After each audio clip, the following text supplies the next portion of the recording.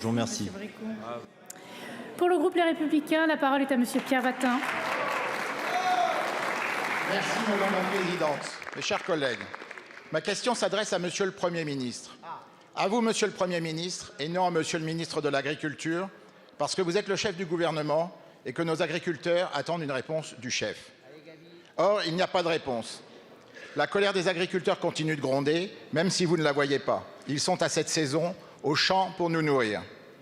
Malheureusement, votre projet de loi d'orientation agricole ne répond pas à nos agriculteurs, ni à nos agriculteurs en difficulté pour leur assurer un revenu, ni à notre santé en empêchant l'importation de produits agricoles traités avec des substances interdites en France ou en Europe, ni en revenant sur l'ensemble des règles européennes en agriculture que la France a aggravées en voulant laver plus blanc que blanc, ni en protégeant notre agriculture d'accords commerciaux internationaux qui manifestement ne servent pas notre balance commerciale ultra déficitaire, ni en protégeant nos agriculteurs contre les agissements d'activistes qui veulent tuer notre élevage vertueux, ni en affirmant que les votes du Sénat hier, de l'Assemblée nationale demain, même défavorables au CETA, pourraient être ignorés. En effet, avec le plus grand naturel et le plus grand mépris du Parlement, donc du peuple, la tête de liste de la majorité à l'élection européenne le 9 juin prochain l'affirme. Ainsi, le vote du Parlement ne compterait pas. La démocratie parlementaire serait donc en agriculture une entrave à votre volonté politique. L'interrogation est légitime. Aussi, Monsieur le Premier ministre, comment allez-vous sortir nos agriculteurs de cette ornière?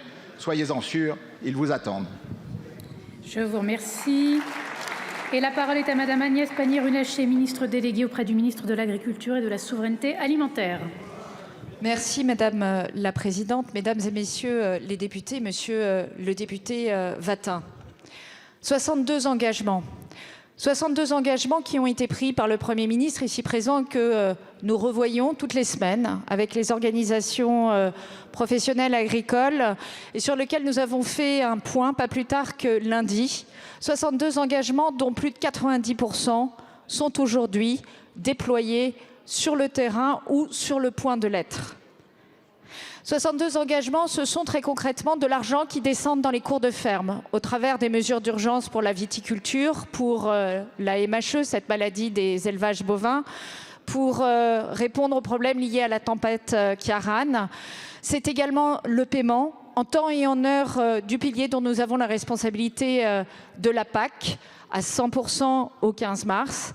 C'est enfin toutes les mesures de simplification, que ce soit pour faciliter le curage des infrastructures d'eau ou simplifier la mise en œuvre de différents objets sur les phytosanitaires, sur le contentieux, finalement sur tous les sujets concrets sur lesquels nous interrogent les agriculteurs. Mais ce sont aussi des mesures de fond sur le revenu des agriculteurs. On l'a dit, Madame Babot et Monsieur Izard sont chargés d'une mission parlementaire pour nous faire des recommandations et aller un cran plus loin dans la mise en œuvre des dispositifs Egalim. C'est du revenu pour les agriculteurs.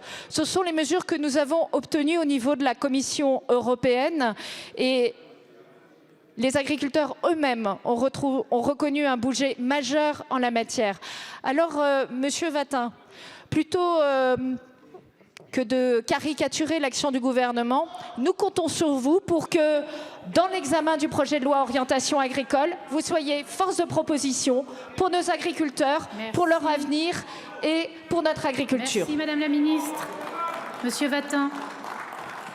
Madame la Ministre, je vous remercie d'avoir répondu au nom du Premier ministre qui est pourtant présent. Mais je suis très étonné de voir que les agriculteurs ne sont toujours pas contents. Et quant à la programmation, nous serons très vigilants, mais je pense que, comme d'habitude, vous écouterez nos propositions et vous n'en tiendrez pas compte. Je vous remercie.